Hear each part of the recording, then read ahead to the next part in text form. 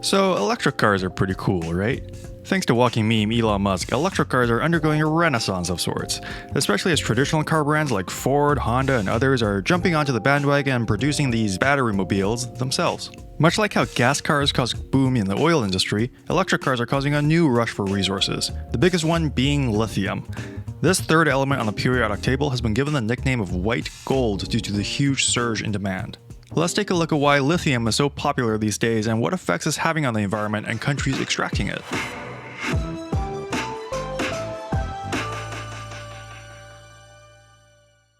Batteries can range from literal potatoes all the way up to experimental hydrogen fuel cells. But the most popular batteries all involve lithium in some way.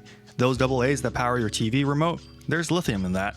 The battery in your laptop or phone, there's lithium in that too. The battery powering the new electric car, of course there's lithium in that.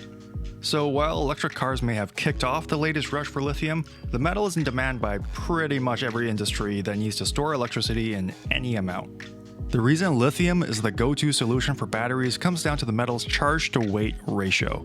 No other commonly available metal right now can store as much electricity but weigh so little.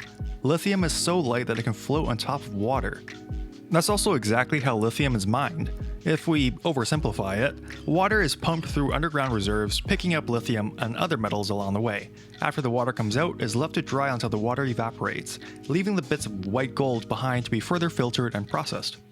As you can probably guess, this process uses up a huge amount of groundwater, approximately 500,000 gallons of water for every ton of lithium. In Chile's Salar de Atacama, the largest lithium mine in the world, 65% of the region's water is consumed by this mining process. It gets even worse as lithium tends to live in drier places like deserts or salt flats, the exact type of regions where water is already rare and in need.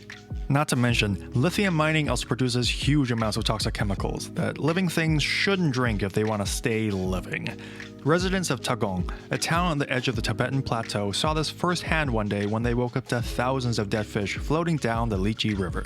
This apocalyptic sight was caused by a leak in a lithium mine upriver, wreaking havoc on the local ecosystem. So while innovations like electric cars are certainly better for the environment by not producing any greenhouse gases, they're not exactly without sin in terms of environmental impact. The demand for batteries and therefore lithium is still here to stay though.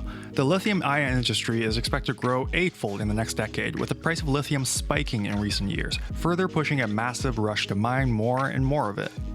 Most of the world's supply currently comes from South America, in particular from Chile, Bolivia, and Argentina, whose borders form the Lithium Triangle, a region responsible for 54% of the world's lithium supply. With all forms of electronics rely on the resource, a strategic value has been placed on it by large countries seeking to protect their markets. China has already started an extensive lithium mining focus as part of its latest 5-year plan. The United States has followed suit by starting the Lithium Americas project. The project will create a massive lithium mine in the middle of the Nevada desert, securing a resource that they currently depend on other countries for. Problem is, we just talked about what lithium mines tend to do to local environments. An Interior Department report confirms these concerns, estimating damage to thousands of acres of land for wildlife. The damage also extends to human life too, as members of a nearby indigenous reservation are actively protesting to protect their water supply. There is hope for the future though. The unsavory aspects of lithium has more to do with the way it's extracted rather than the metal itself, so researchers are working on ways to extract the metal more sustainably and less risky.